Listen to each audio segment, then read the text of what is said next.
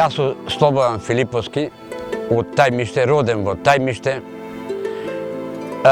Преку летото живеам 8 месеци во Тајмиште, 3 месеци заминувам град кај децата. Роден сум во оваа куќа овде вака.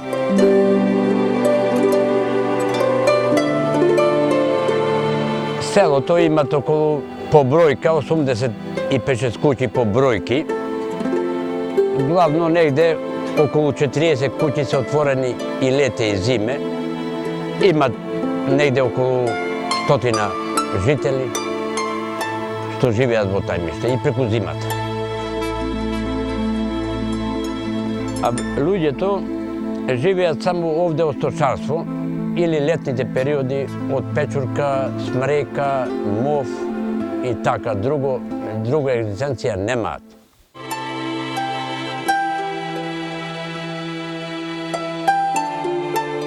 Порано откако памта ја, имаше 300 глај крупна стока, тоа се говеда. А овци негде секоја куќа имаше во просек по 30 глај до 50, да ги оставиме некои сточари што има појќе. Главно просек толку. И тоа негде идет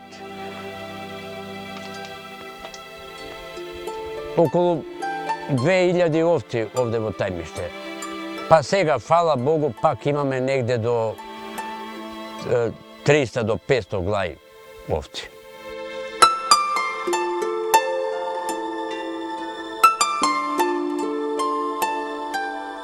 Јас сум Горан Николовски, роден во село Тајмиште и живеам во село Тајмиште. Оженен, фамилиарен човек. Животот во денешно време малку потежок. Се занимавам со стока, чување, така. Летно време, печурки, смреки, мов, така нешто. Со билки. Така екзистираме, живеам фамилиарно со татко, мајка и брат. И така, работев мало во Тајмиште, кога се затвори рудникот, тија исто појќе време. За екзистенција, така како што ви кажав, со сточарство, со пилки, одгледува нешто компир, ќе произведеме граф. Па, многу тешко, со големи економии, што би се рекло. Секој си сака своето, сметки, струја, телефон, мало детенце, што знаете, секој си барат своето.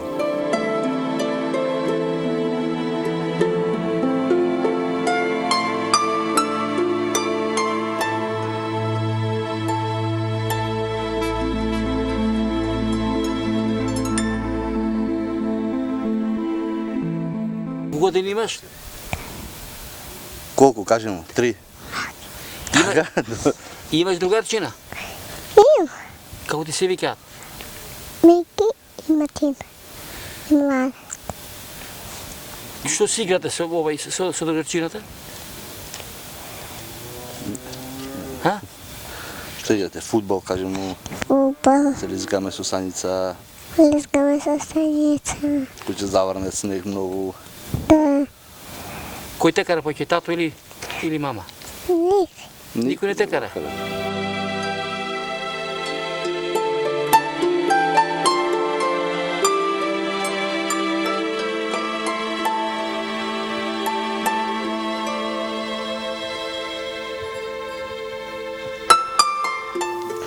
Јас сум Јово Филиповски од Тајмиште.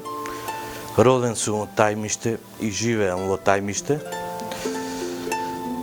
Работев порано во рудникот Тајмиште. Работев се дека не се затвори. После тоа, ако се затвори, бев под завод за вработување. После немаше друга екзистенција. Отидов Белград, Србија да работам кори. Работев 5 години тамо. Поради некои причини, фатија инфлација некој тамо, се вратив од Белград. 1 година дена поседов. Отворив продавницава во село Тајмиште. Имав некој капитал што заработив од тамо.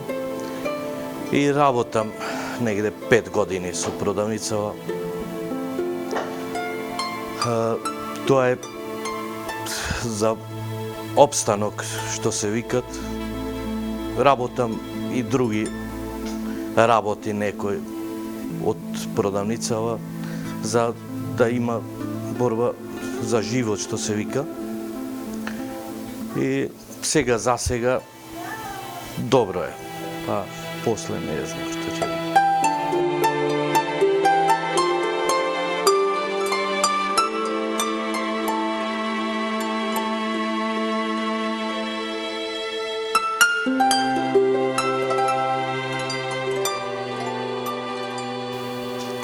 Тоа ја да ви кажам, за мене сум заблагодарен сега за сега, многу добро што се оженив, едноставно што жедов жена од Албанија,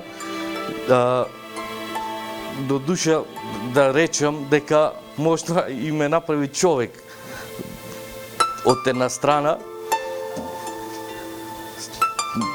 Понатака не знам што да речем, сум пресречен.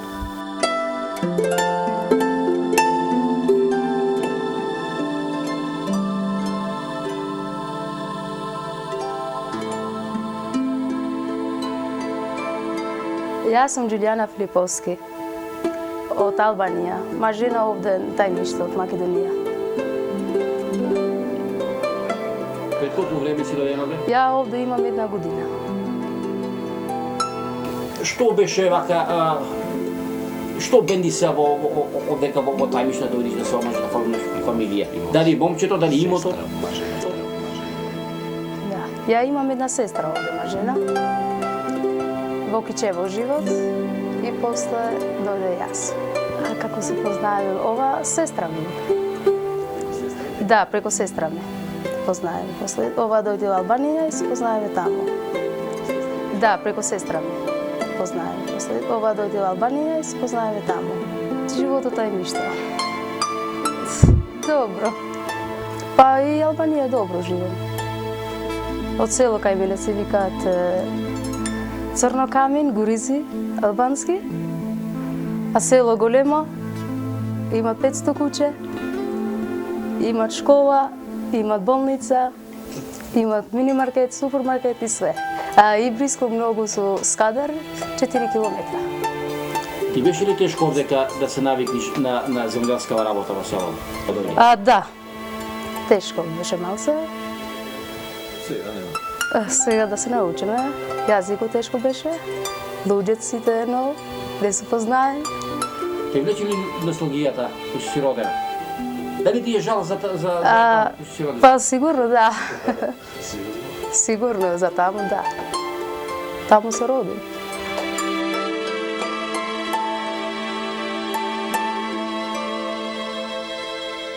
Во времето до работеше рудникот Тајмиште, беа вработени сите и добро имаше добра екзистенција. Со затворањето на рудникот постепено луѓето остана без работа, нарочито младите. И животот им е многу тежок. И не може ни в град да имаат екзистенција.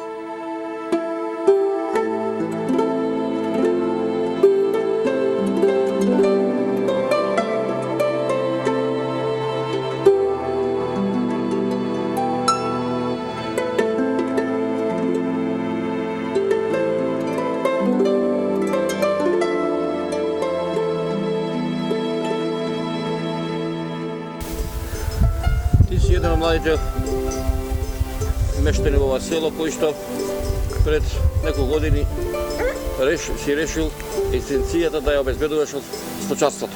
Јас сум Дроме Филиповски од селото Тајмиште, оженет со 2 малолетни деца, кои се на училиште во Кичево. Поради овде во селото се затвори училиштето, нема каде. Меѓутоа има нешто од просвета, се дава некој динар, али тоа е многу малку. Она што го правиме ние, мислам, потрошњата е многу поголема. Па така е, решив пред 2 години, јас сум млад сточар, фармер, како да речем. Решив, еве и моите предци порано се чувало многу овци овде, говеда. Решив да се врата и да кини се еден бизнис со сточарството, со сточарење. Еве чуваме 250-300 овци, па и би го зголемил стадото. Треба околу тоа да замисли малку државата, овие млади луѓе, еве, сакаат да работат, да чуваат стока. Меѓутоа, проблем е со пласманот на сето тоа, на волната. Волната воопшто не оди 10 денари, тоа е срамота. Друго што би сакал да кажам, големи се давачки, овчари, работници околу сирењето еден, преку летото на планина, тамо на Бистра, во месецот некаде 700-800 евра се дава, па трошкови со кола тамо. Голем е трошакот, не останува ништо кога ќе земеме предвид сирењето ако не си го продал. Јагнињата заминале за работниците, а за нас, за семејството, не останува ништо. Во селото има некаде 500 овци, луѓе работат, се мачат, зимите се долги, студени, треба храна, треба жито, а овде тоа го нема во ова село. Има пасишта, богатство со шуми, со тие работи, незагадена природа. На убаво сирење на Бистра што го има? Голем квалитет, квалитетот го нудам и стоам за тоа, дека стварно квалитетно сирење. Незагадена природа, па исто и за јагне. Што би кажал друго, околу тоа, кога би ги дал ја 200-300 канти наеднаш, би ми платиле, би чували 500 овци. Би немало проблем. Би направило обрт на капиталот? Како не?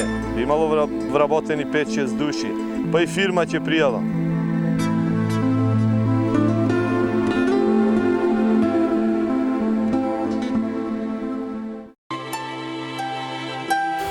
Рече дека си фамилиарен, ке имаш мали деца, годините ќе одминуваат, ќе мора да се заминат селово и некој дека размислуваш и ти да заминеш од селово, или која беше причината што остана овде? Па вака, причината е резистенција. Немаш финансиски услови, затоа се остана. Сакал нечел, со тек на времето, ако не се подобрат условите за живот, мора да се емигрира во градот. Па, во селото има доста. Мислам, најмалку 2-30 претежно машки, не знам, мислам, не женети. Тоа е причини што немат услов за тоа кој не работи и така. Има доста. Да би се подобрили условите, сигурно сите би се здомиле и така.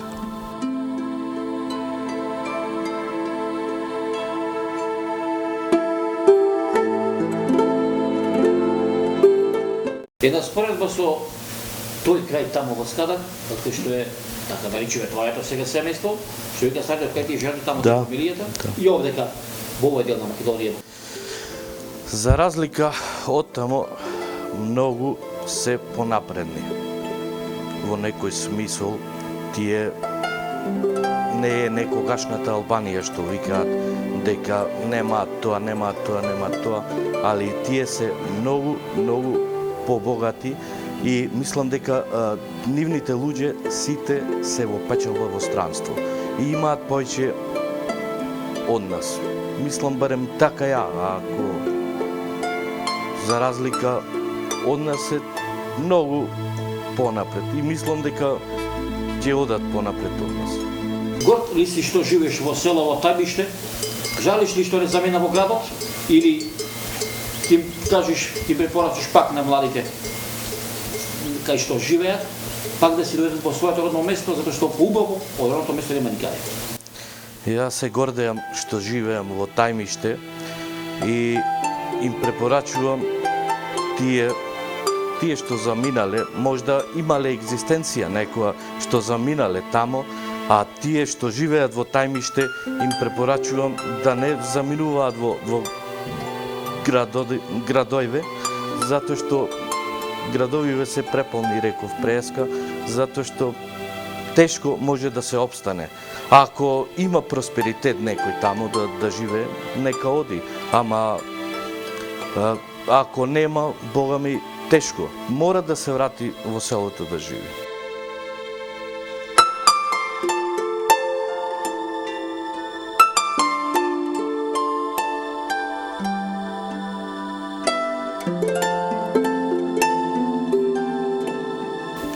Има ли перспектива селово да живее, да се врати народот назад? Има целото перспектива само сточарство најпоќе. За Тајмише, пошто најпогорно место е за сточарство, имаме големо пространство на тоа. Ама од државата сме запоставени. Не е битно кој дошол на власт. Главно во Тајмиште, ни еден градоначалник, ете, не е дојден во Тајмиште да го видиме кој е градоначалник за село Тајмиште. За оваа општина. Вие сте први што се дошле овде да оснимите Тајмиште од државата, никој досега не дошол. Кога последен пат имало свадба овде во село? Со оние сите салтанати. Па последен пат на свадба 94-та година синот ја го женев и ја правил свадбата во оваа куќа. Знаеме ние дека сега приватизација не може државата да не запосли сите. Не голема, со мала помош на државата би могло да се живе многу добро. Да со мали кредити, донации, гаранција, откуп на млеко, на сирење, пошто село претежно сточарство, многу слабо земјоделие, пошто сме повисоко негде 1100 надморска височина, земјоделие, тоа одгледуваме колку за нас и нешто ситно да се прави. А сточарството е на право место. Би могло, ако државата загарантира откупот на млеко, на сирење, на месо. Пратежно јас се занимавам со одгледување на месо, со телци. Држава кад би гарантила добра цена на купот, ако ми се би чувал, и мислам дека би се живело солидно.